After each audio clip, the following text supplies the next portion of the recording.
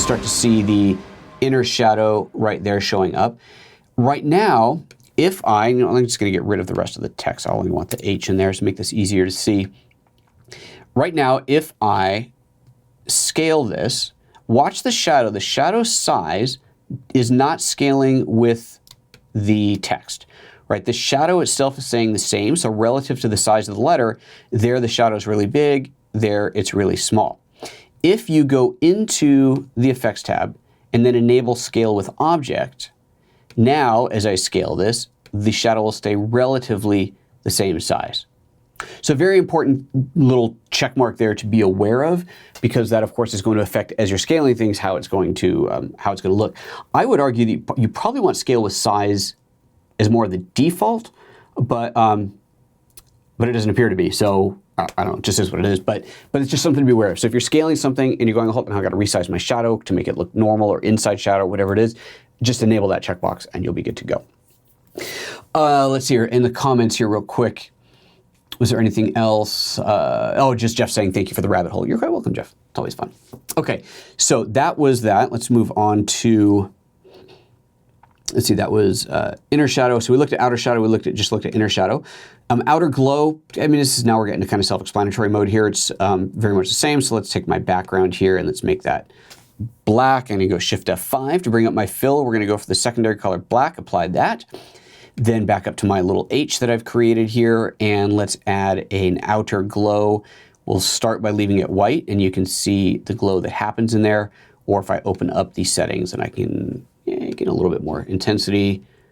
Intensity tends to fill it in, doesn't it? Oh yeah, look at that.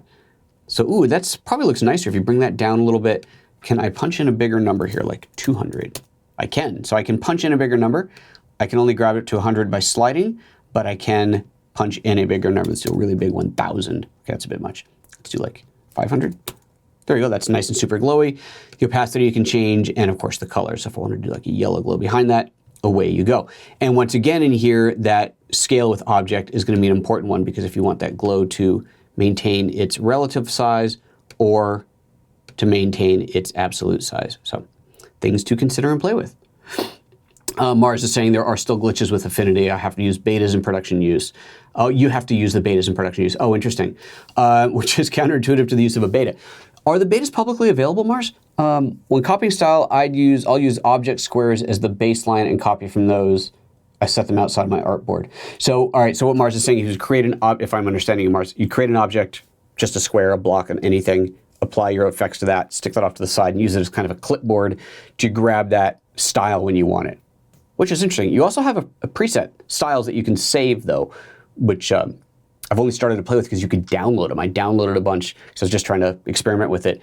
And anybody can make a preset, save it out as a preset, and then other people can download them, install them into theirs, which is pretty neat. Digging that. Okay, so that's outer glow. Let's see here. Then you got inner glow. Same kind of idea here, of course. Inner glow, select that.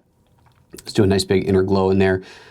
Intensity, bring that up, opacity down, whatever. It's just, there's a nice little yellow or white inner glow in there. So you've got that. You can do it on the center, from the center. There we go. Oops, that's radius. There's a little bit too big there. Even at the top end is a little bit too big, but you could do a radius, a center glow like that, or edge glow. So it's gonna glow out from the center, glow out from the edge. Kind of cool.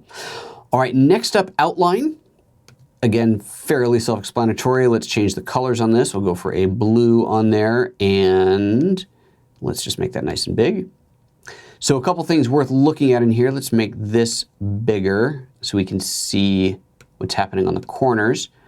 It's an important thing on here. Now here is something that I found that I couldn't quite replicate as I can in Photoshop, but I might be wrong. All right, radius up. So you see you've got a hard edge on the inside. So this is the original letter H. We are drawing this outline on the outside of that. And you see that right here. Outline is set to, alignment rather, is set to outside. It rounds the edges here. It's rounding that out.